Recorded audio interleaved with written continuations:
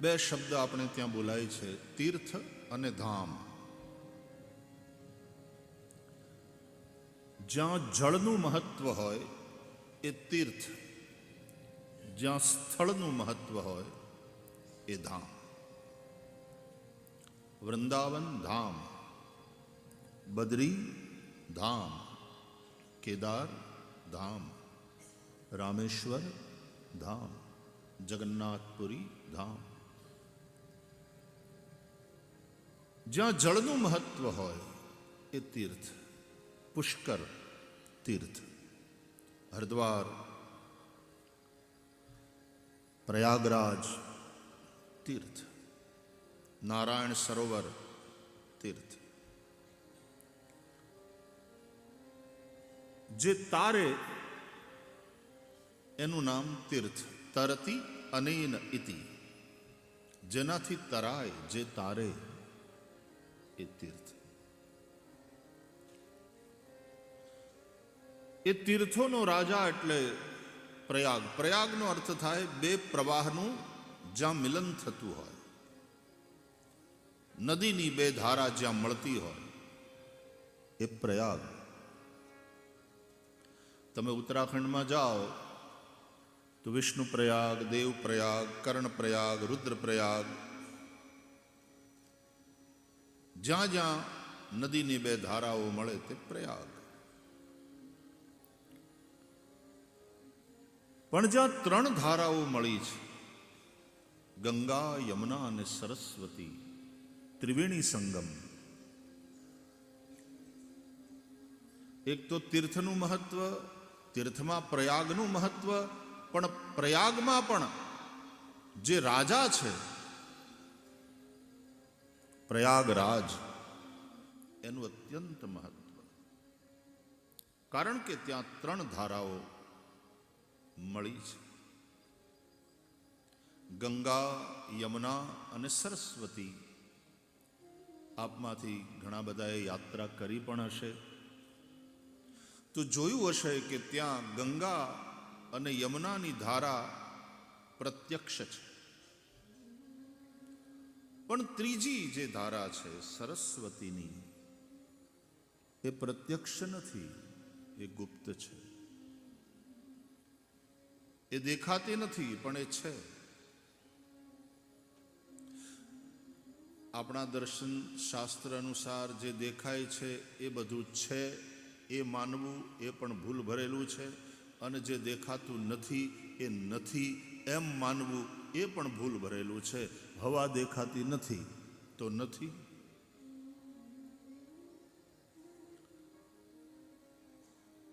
અને આ સંસાર દેખાય છે એટલે છે ના. બ્રહ્મ સત્યમ જગન મિથ્યા, આવું કહ્યું આદ્ય શંકરાચાર્ય જેવા મહાપુરુષો. ચાલો, સંસારની વાત કદાચ મોટી લાગે. મૃગજળ. ગરમીના દિવસોમાં આપણે મોટરમાં યાત્રા કરતા હોઈએ, પ્રવાસ કરતા હોઈએ, અને સડક ઉપર આગળ પાણી હોય, સડક ભીની હોય એવો ભાસ થાય છે. સડક ભીની નથી, ત્યાં પાણી નથી. નજીક જઈએ એટલે ખબર પડે આ એ વરાળું છોડે છે. મૃગજળ દેખાય છે, હોતું નથી. હવા દેખાતી નથી, હોય છે. એટલે તીર્થરાજ પ્રયાગમાં સરસ્વતી દેખાતા નથી પણ છે. કોઈ પણ સારસ્વત પુરુષ હોય, વિદ્વાન પુરુષ હોય, બહુ જ્ઞાની પુરુષ હોય, એ વ્યક્તિ દેખાતો હોય પણ એની અંદરનું જ્ઞાન ન દેખાતું હોય. એની સરસ્વતી એ અપ્રગટ છે. એ તો કૃપા કરીને બોલે, પ્રવચન કરે, ત્યારે આપણને ખ્યાલ આવે કે પરમ જ્ઞાની છે. તો લગભગ સરસ્વતી ગુપ્ત હોય છે, લુપ્ત નથી થઈ, એ ગુપ્ત હોય છે.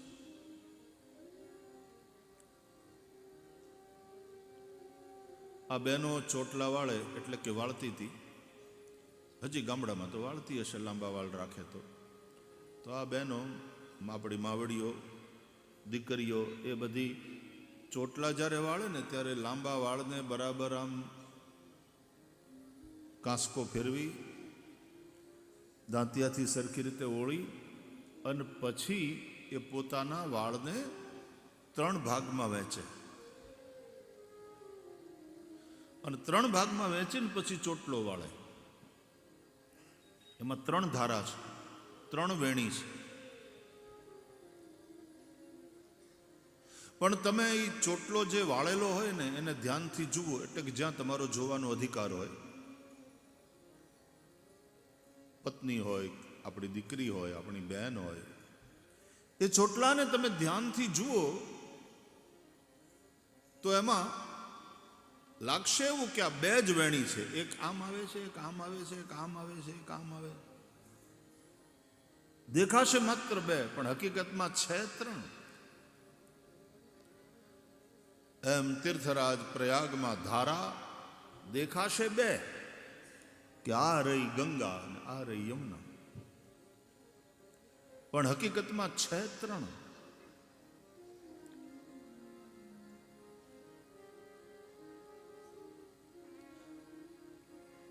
રામચરિતમાનસ અનુસાર ગંગા એ ભક્તિ ભાવની ધારા છે, યમુના એ કર્મ. રામ ભક્તિ જહાં સુરસરી ધારા, રામ ભક્તિ જહાં સુરસરી ધારા, રામ ભક્તિ જહાં સુરસરી ધારા, રામ ભક્તિ જહાં સુરસરી ધારા. સરસઈ બ્રહ્મ વિચાર પ્રચારા,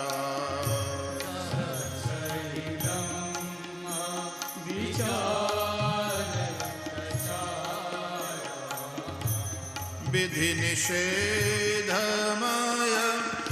કલિમલ હરની,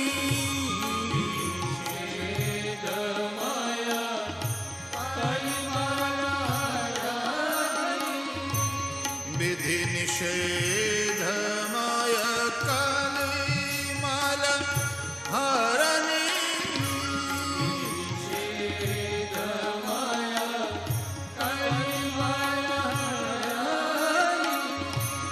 કરમ કથા રવિ નંદની બરણી, કરમ કથા રવિ નંદની બરણી, કરમ કથા રવિ નંદની બરણી, કરમ કથા રવિ નંદની બરણી. રામ ભક્તિ જહાં સુરસરી ધારા, રામ ભક્તિ સુરસરી ધારા, જહાં સુરસરી ધારા, જહાં સુરસરી ધારા,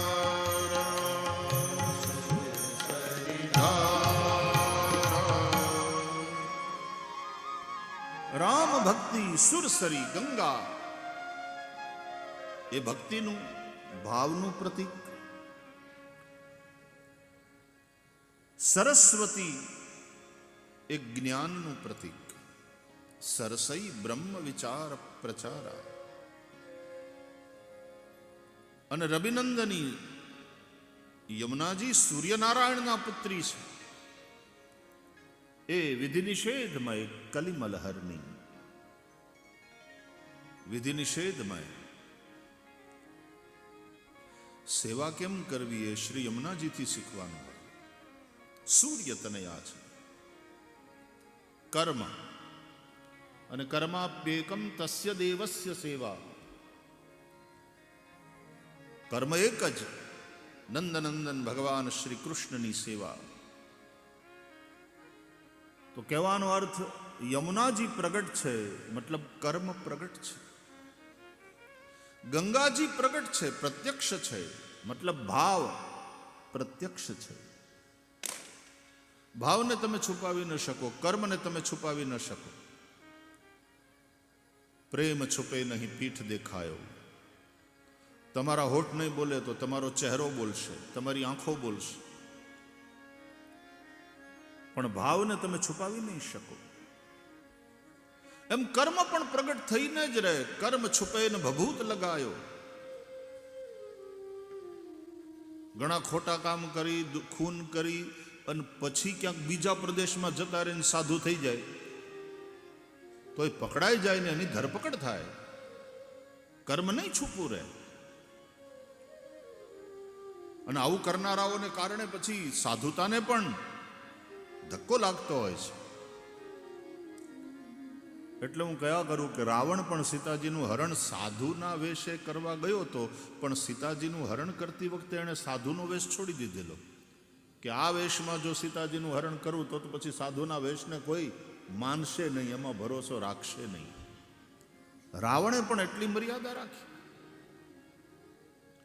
કાશાય વસ્ત્રની એક મર્યાદા છે, એ પ્રત્યે લોકોનો આદર છે. સાધુતાને લોકો શ્રદ્ધાથી જુએ છે. તો રાવણે પણ સાધુ વેશનો ત્યાગ કર્યો. સાધુ બનીને ગયો ખરો, પણ સીતાજીનું હરણ કરતી વખતે રાવણે સાધુ વેશનો ત્યાગ કર્યો. પોતાના નિજ રૂપમાં પ્રગટ થઈ ગયો અને એણે સીતાજીનું હરણ કર્યું. તો કર્મને નહીં છુપાવી શકો. આપણે ત્યાં એવું કહેવત છે કે પાપ છાપરે ચડીને પોકારે. તો કર્મ પ્રત્યક્ષ છે, ભાવ એ પણ પ્રગટ થઈને રહે. પણ જ્ઞાન સરસ્વતી, તમારા વિચાર એ તો તમે બોલો, તમે લખો તો બીજાને ખબર પડે, નહીં તો ખ્યાલ ના આવે. બોલે તો ખ્યાલ આવે કે આટલા પંડિત છે, આટલા વિદ્વાન છે.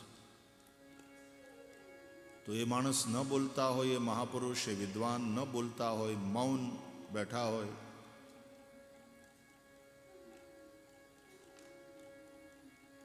ચોમાસું આવે ને અને દેડકાનું ડ્રાઉં ડ્રાઉં બહુ ચાલુ થઈ જાય એટલે કોયલ મૂંગી થઈ જાય. એમ જ્યારે દેડકાઓનું ચારે બાજુ ડ્રાઉં ડ્રાઉં ડ્રાઉં ડ્રાઉં ચાલુ હોય ને ત્યારે ડાયા માણસો પછી મૂંગા થઈ જાય, ન બોલે કે હવે આ બધી સભામાં શું વાતો કરવાની. वो मौन हो जाता. અને પછી જ્યારે એનો સમય આવે ત્યારે કોયલ કૂજે અને ત્યારે એવી વાલી લાગે, કાનને ગમે. પણ એ જ્ઞાની પુરુષ એ સારસ્વત ન બોલે તેથી કરીને મૂર્ખ છે એવું નહીં. એ જ્ઞાની છે, સરસ્વતી એની અંદર છે પણ અપ્રગટ. તો તીર્થરાજ પ્રયાગમાં આ ત્રણેય વેણી, ત્રિવેણી, એમાંથી આપણે સૌરાષ્ટ્રમાં તરવેણી, દયા થકી તરવેણી તુમ તરવેણી માં, જય હો માં જગદંબા. ત્રિવેણી તરવેણી. એમ શ્રીમદ ભાગવત ગોસ્વામી તુલસીદાસજી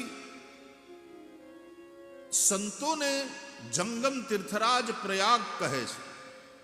જો જગ જંગમ તીર્થ રાજુ. ભાગવતનો એક અર્થ થાય વૈષ્ણવ, ભગવાનના ભક્ત, સંત. પ્રહલાદ, નારદ, પરાશર, પુંડરીક, આ બધા જ ભાગવતો છે. ભગવાનથી સંબંધિત જે છે તે ભાગવત, આવો અર્થ થાય. અને ભાગવત એટલે આ ગ્રંથ. અને આ ગ્રંથ એટલે સામાન્ય પુસ્તક નહીં. ગોવિંદ સ્વયં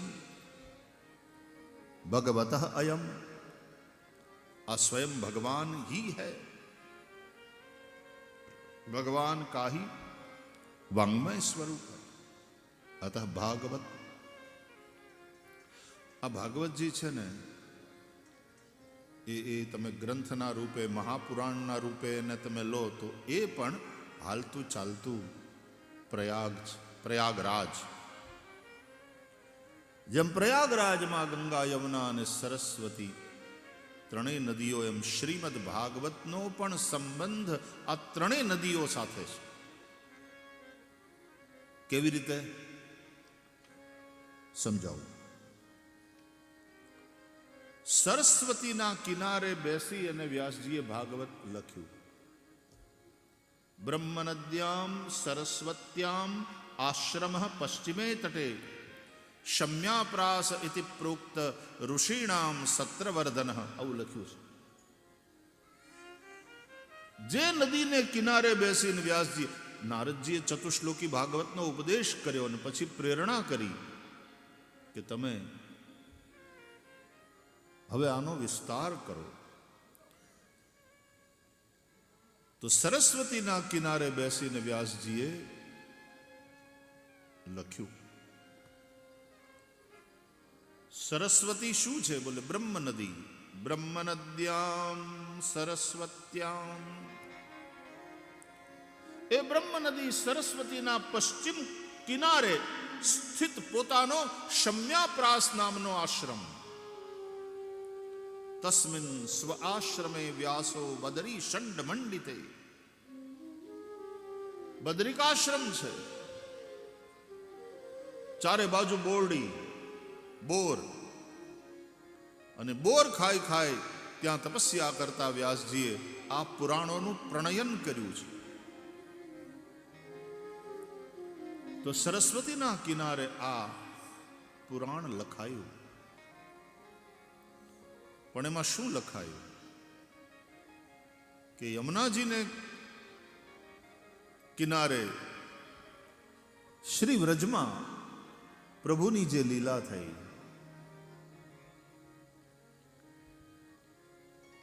વ્યાસજી એનું દર્શન કર્યું સમાધિમાં. અને એ લીલા उसको लखा और फिर लिखा. लखा मतलब देखा, लखना देखना, और फिर लिखा. अपश्यत पुरुषम पूर्वम. ભગવાન વ્યાસજીએ સમાધિ લગાવી, દિવ્ય લીલાઓના દર્શન કર્યા. દર્શન કરીને વ્યાસજી લખે છે. તો જમુનાજીને કિનારે વ્રજમાં જે લીલાઓ દિવ્ય ભગવાનની થઈ, એ લીલાઓનું લેખન. અને પછી એ ભાગવત પુરાણ રચાયું અને શુકમ અધ્યાપયામાસ.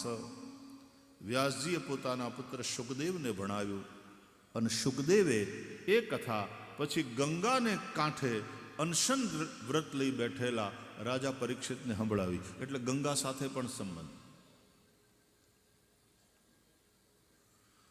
તો ગંગા, યમુના અને સરસ્વતી એ ત્રણેય સાથે શ્રીમદ ભાગવતનો સંબંધ છે.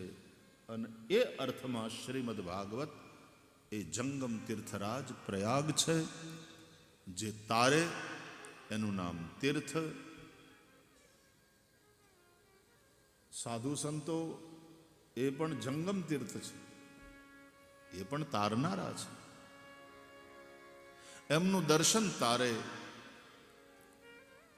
એમના પગલા પડે આપણે ત્યાં, અને એનું પ્રવચન જો થાય તો ક્યાં કહેને, એ તારે. સાધુ સંતો તીર્થરૂપ છે. શ્રીમદ ભાગવત તીર્થરાજ પ્રયાગ જંગમ તીર્થરાજ સમાન છે. તેથી આમ પોથીજીને મસ્તક ઉપર આદર સાથે પધરાવી અને પોથી યાત્રા, કેવો આખો પ્રવાહ આવતો હોય હજારો માણસોનો. આપણે ત્યાં પેલા દિવસે પોથી યાત્રા થઈ, જાણે વહેતી વહેતી આમ નદી આવતી હોય એવું લાગે. બહુત પવિત્ર હૈ, અત્યંત પવિત્ર છે. આ કથામાં આવવું, અહીંયા બેસવું, કથા શ્રવણ કરવું એ આ તીર્થમાં સ્નાન છે. એનાથી બધા જ પાપ ધોવાય. ભાગવતના મહાત્મ્યમાં તો એવું લખ્યું છે કે કંપંતે સર્વ પાપાની સપ્તાહ શ્રવણે સ્થિતે અસ્માકમ પ્રલયમ સદ્યઃ કથાચેયમ કરિષ્યતિ.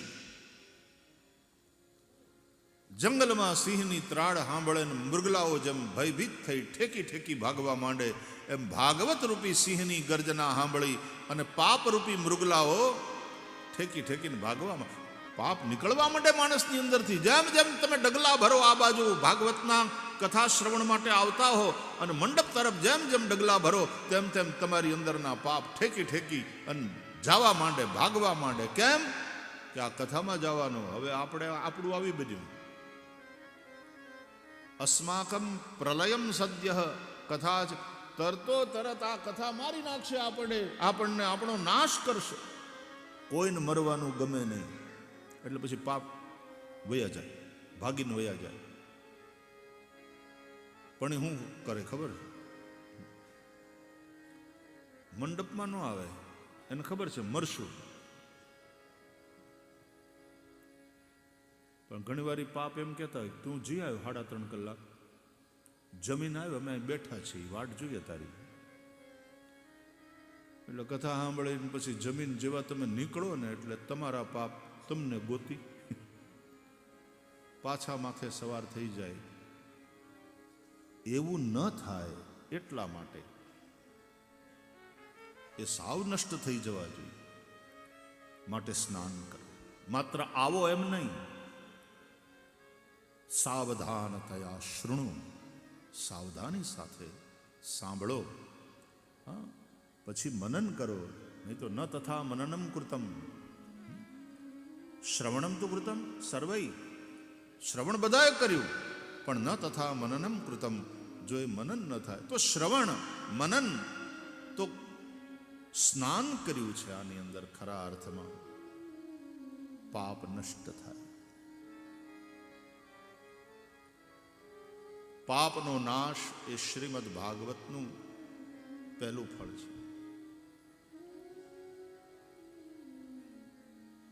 ભયનો નાશ, દુઃખનો નાશ, સંશયનો નાશ, આ બધા શ્રીમદ ભાગવતના નિશ્ચિત ફળ છે. પાપનો નાશ થાય એટલે દુઃખનો પણ નાશ થાય. પાપ જાય એટલે તાપ જાય. એનો ભય મટે, ભયનો નાશ. એના ભ્રમનો નાશ, એના સંશયનો નાશ, સંશય મટે. જે કંઈ મનમાં સંશયો હોય એ બધા સમાપ્ત થાય.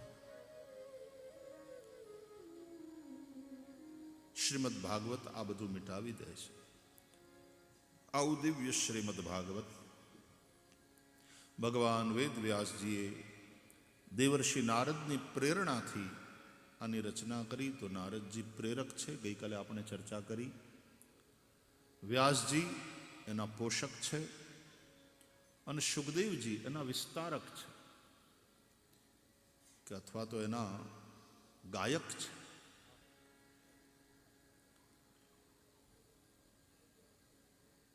રાજા પરીક્ષિતના જન્મ કર્મની કથા.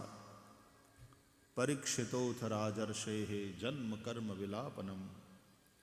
સુત મહારાજે એ કથા સંભળાવી. સુખદેવજીએ રાજા પરીક્ષિતને કથા સંભળાવી એટલે પછી પરીક્ષિતની કથા આવી, વંશ શુદ્ધિની વાત આવી. કેવા કેવા પવિત્ર પુરુષો, કેવી પવિત્ર ભગવદીય મહિલાઓ આ વંશમાં થઈ ત્યારે પરીક્ષિત જેવા પુત્ર થાય. એટલે ભીષ્મની કથા આવે, યુધિષ્ઠિરની કથા આવે, અર્જુન અભિમન્યુની વાત આવે. એ વંશમાં પરીક્ષિત છે. પરીક્ષિતના મા ઉત્તરા પરમ ભગવદી.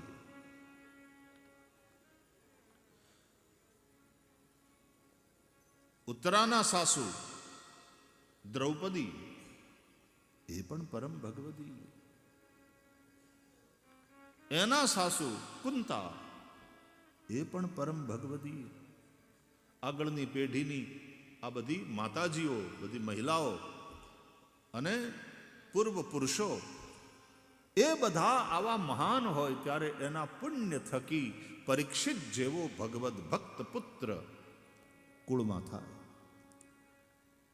સૌ કુલ ધન્ય ઉમા સુનુ જગત પૂજ્ય સુપુનીત. શ્રીતામાં ભીષ્મ દેહત્યાગ કરતા હતા. ઉત્તરાયણના પવિત્ર સમયમાં ઈચ્છાવર્તી મૃત્યુના માલિક એવા આ મહાપુરુષ, મોત પણ એની ઈચ્છા વગર આવી શકે નહીં, અને ઉત્તરાયણના પવિત્ર સમયમાં દેહત્યાગ કરે. કુરુક્ષેત્રના મેદાનમાં શરશૈયા ઉપર સુતેલા પિતામહ ભીષ્મ, અસંખ્ય બાણોથી વિંધાયેલી કાયા અને મન ભગવાનમાં આજુબાજુ ઉભેલા ઋષિઓ, પાંચેય પાંડવો, સાથે દ્રૌપદી અને દ્વારકાધીશ પ્રભુ મંદ મંદ મુસ્કાતા, કૃપા વરસાવતા ત્યાં ઉભા છે. સદેવ દેવો ભગવાન પ્રતિક્ષતામ કલેવરમ યાવદિદમ હિનોમ્યહમ. હે દેવોના દેવ, પ્રતીક્ષા કરો. જ્યાં સુધી મારા પ્રાણ આ શરીરને છોડીને જાય નહીં ત્યાં સુધી હે દ્વારકાધીશ પ્રભુ, તમે આ સ્થાન છોડીને ક્યાંય જશો નહીં.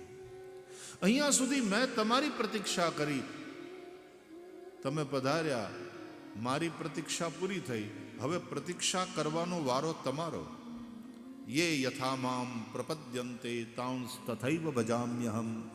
कहने वाले प्रभु अब प्रतीक्षताम, अब आप प्रतीक्षा करिए. અને પછી પિતામહ ભીષ્મ દ્વારકાનાથની ઉપસ્થિતિમાં ધર્મરાજ યુધિષ્ઠિરને, પોતાના પરિવારના સંતાનને, જે હવે રાજા થયો છે, એને રાજધર્મ, સ્ત્રી ધર્મ, મોક્ષ ધર્મ આ બધું શીખવાડે, એનો ઉપદેશ કરે. આપણે વિષ્ણુ સહસ્ત્રનામ સ્તોત્રનો પાઠ કરીએ છીએ ને, એ પણ ભગવાન દ્વારકાધીશની હાજરીમાં અને ઋષિઓની ઉપસ્થિતિમાં પિતામહ ભીષ્મે એ ટાણે યુધિષ્ઠિરને બતાવ્યું છે.